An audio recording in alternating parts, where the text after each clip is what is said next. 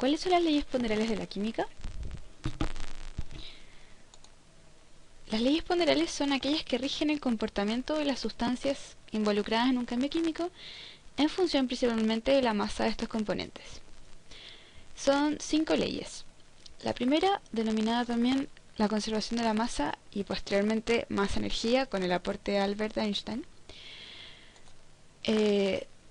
Esquemáticamente se puede ver primero una balanza con materia a un lado, al otro lado materia que se está combustionando. La del centro muestra un desequilibrio entre estas dos masas, producto de la liberación, en un caso, de materias del exterior. Y finalmente, el diagrama 3 muestra que la balanza se mantiene equilibrada cuando el proceso de combustión se realiza en un recipiente cerrado que impide intercambio de materia y energía hacia el exterior.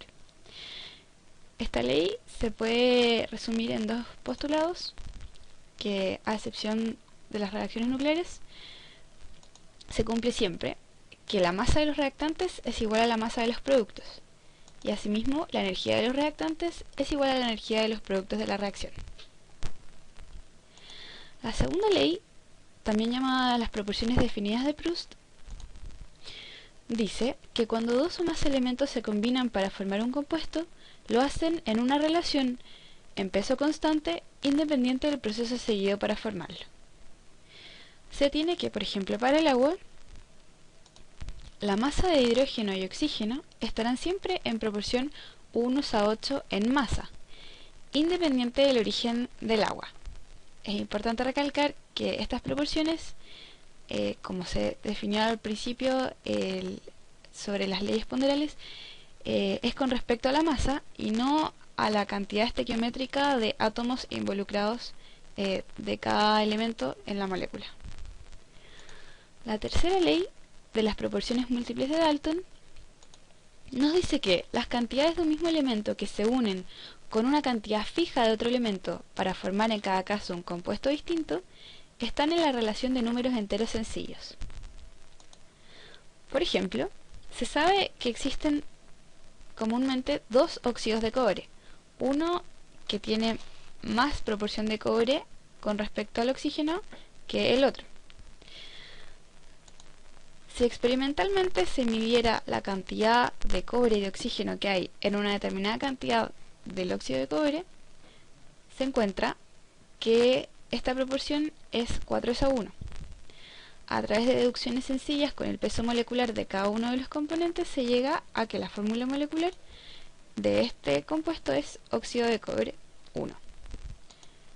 Para la otra relación se tiene 8:1, con lo cual el óxido de cobre corresponde a el óxido de cobre 2. La cuarta ley de las proporciones recíprocas nos dice que los pesos de diferentes elementos que se combinan con un mismo peso de un elemento dado dan la relación de pesos de estos elementos cuando se combinan entre sí o bien múltiplos de estos pesos. Esta ley también da origen al concepto de peso equivalente y se puede ver prácticamente siguiendo el mismo ejemplo anterior del agua. Se tiene que 1 gramo de oxígeno se une a 0,1260 gramos de hidrógeno. Si se multiplica por 8 cada una de estas masas, se obtiene la misma proporción que se había obtenido anteriormente de 8:1, con lo cual se puede conocer la proporción en la que las masas de estos elementos se unen para formar el compuesto determinado.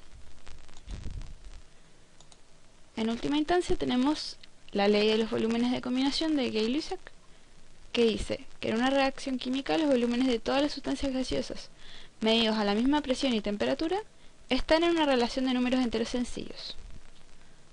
Dos ecuaciones de ejemplo. La primera, la combustión del metano. Se ve que para los gases que están coloreados en celeste, los números son enteros.